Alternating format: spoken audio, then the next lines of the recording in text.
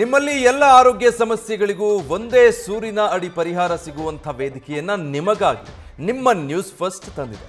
2 ದಿನಗಳ ಕಾಲ ಆಯೋಜಿಸಲಾಗಿದ್ದ ನ್ಯೂಸ್ ಫಸ್ಟ್ ಆರೋಗ್ಯ ಹಬ್ಬಕ್ಕೆ ಇವತ್ತು ಕೊನೆಯ ದಿನ.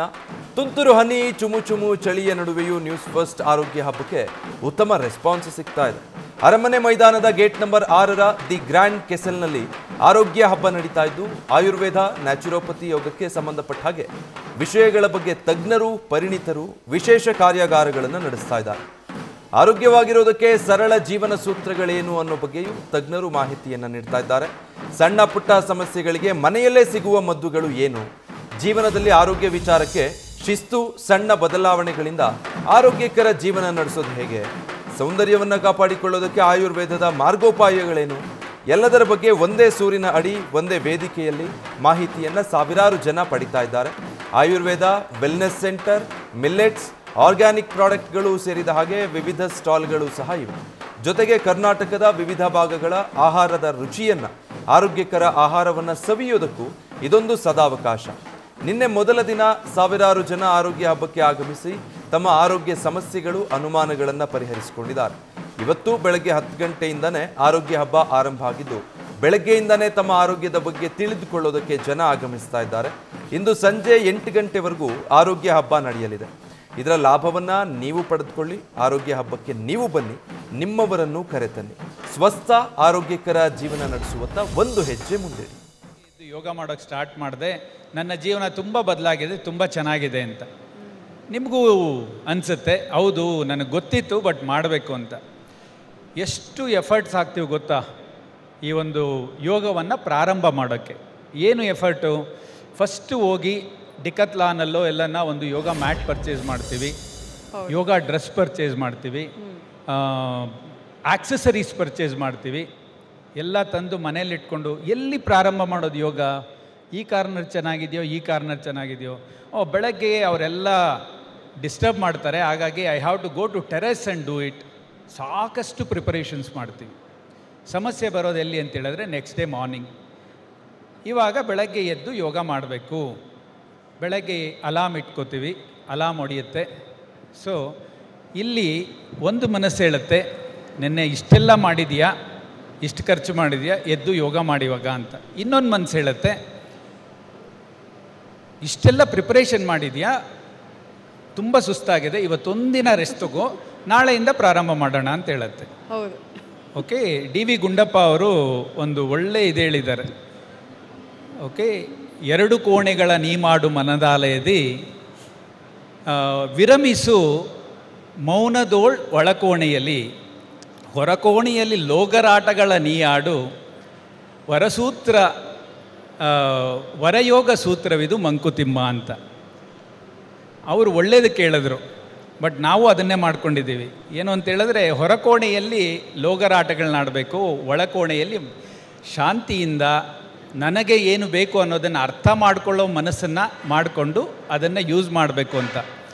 ಬಟ್ ನಾವು ಒಳಕೋಣೆಯಲ್ಲಿ ಲೋಗರಾಟಗಳಾಡ್ತಾ ಇದ್ದೀವಿ, ಅದು ಬಿಕಾಸ್ ಅದು ಸ್ಟ್ರಾಂಗು, ಪರ್ಮನೆಂಟು.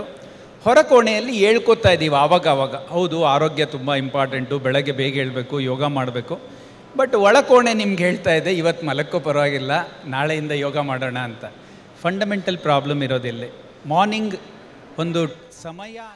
ಡೀಟೇಲ್ಸ್ ಕೊಡ್ತಾರೆ ಅರಮನೆ ಮೈದಾನದಿಂದ ಪ್ರಗತಿ ಲೈವ್ನಲ್ಲಿ ಜಾಯ್ನ್ ಆಗ್ತಾ ಇದ್ದಾರೆ. ಪ್ರಗತಿ, ನಿನ್ನೆಯಂತೂ ಅದ್ಭುತವಾದಂಥ ರೆಸ್ಪಾನ್ಸ್ ಸಿಕ್ಕಿದೆ. ಇವತ್ತು ಕೊನೆ ದಿನ ನ್ಯೂಸ್ ಫಸ್ಟ್ನ ಆರೋಗ್ಯ ಹಬ್ಬಕ್ಕೆ. ಸ್ವಲ್ಪ ತುಂತುರು ಮಳೆ ಇದೆ, ಜೊತೆಗೆ ಚಳಿ ಕೂಡ, ಬಟ್ ಹಾಗಿದ್ರೂ ದೊಡ್ಡ ಸಂಖ್ಯೆಯಲ್ಲಿ ಜನ ಬರ್ತಾ ಇದ್ದಾರೆ ಅನ್ನೋದು ತಿಳಿದು ಬರ್ತಾ ಇದೆ. 2ನೇ ದಿನದ ಆರೋಗ್ಯ ಹಬ್ಬ ಹೇಗಿದೆ?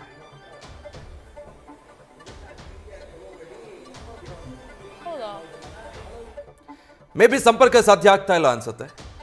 2ನೇ ದಿನದ ಆರೋಗ್ಯ ಹಬ್ಬಕ್ಕೂ ಕೂಡ ಬಹಳ ಅದ್ಭುತವಾದಂಥ ರೆಸ್ಪಾನ್ಸ್ ಸಿಗ್ತಾ ಇದೆ. ಒಂದೇ ಸೂರಿನ ಅಡಿಯಲ್ಲಿ ಆರೋಗ್ಯಕರ ಜೀವನ ನಡೆಸೋದಕ್ಕೆ ಯಾವ ರೀತಿ ಮಾರ್ಗೋಪಾಯಗಳನ್ನು ಜೀವನಕ್ಕೆ ಅಳವಡಿಸಿಕೊಳ್ಳಬೇಕು ಅನ್ನೋದಕ್ಕೆ ಸಂಪೂರ್ಣವಾಗಿ ಎಲ್ಲ ರೀತಿಯಾದಂಥ ಮಾಹಿತಿಗಳು ಈ ಆರೋಗ್ಯ ಹಬ್ಬದಲ್ಲಿ ಸಿಗುತ್ತಾ ಇದೆ.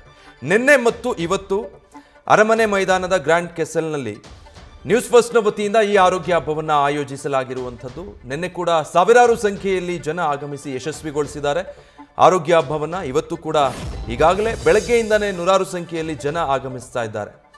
ಯಾವ ರೀತಿ ನಮ್ಮ ಆರೋಗ್ಯವನ್ನು ಜೀವನ ಪದ್ಧತಿಯನ್ನು ಸರಿ ಹೋಗಿಸಿಕೊಳ್ಳಬೇಕು, ಆಹಾರ ಪದ್ಧತಿಗಳು ಹೇಗಿರಬೇಕು, ಈ ಎಲ್ಲ ವಿಚಾರಗಳನ್ನು ತಿಳ್ಕೊಳ್ಳೋ ನಿಟ್ಟಿನಲ್ಲಿ ಜನ ದೊಡ್ಡ ಸಂಖ್ಯೆಯಲ್ಲಿ ಬರ್ತಿದ್ದಾರೆ.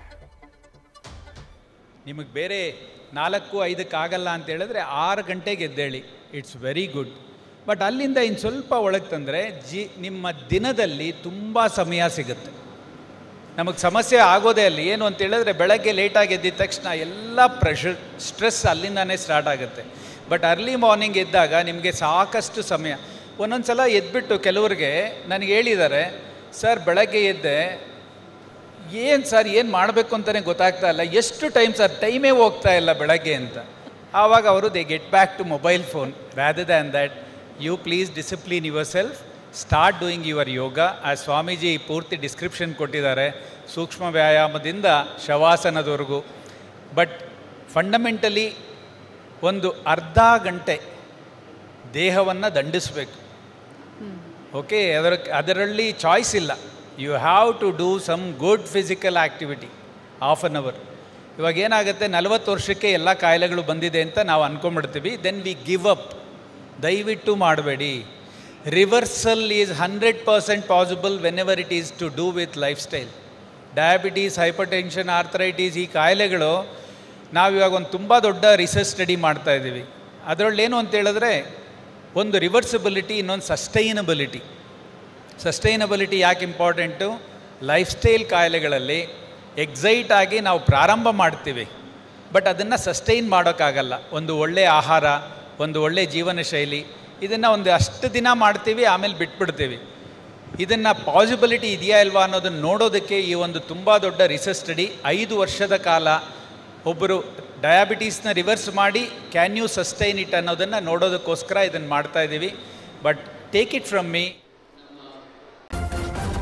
ನ್ಯೂಸ್ ಫಸ್ಟ್, ನಿರ್ಭೀತಿಯಿಂದ ನಿಮ್ಮ ಪರವಾಗಿ.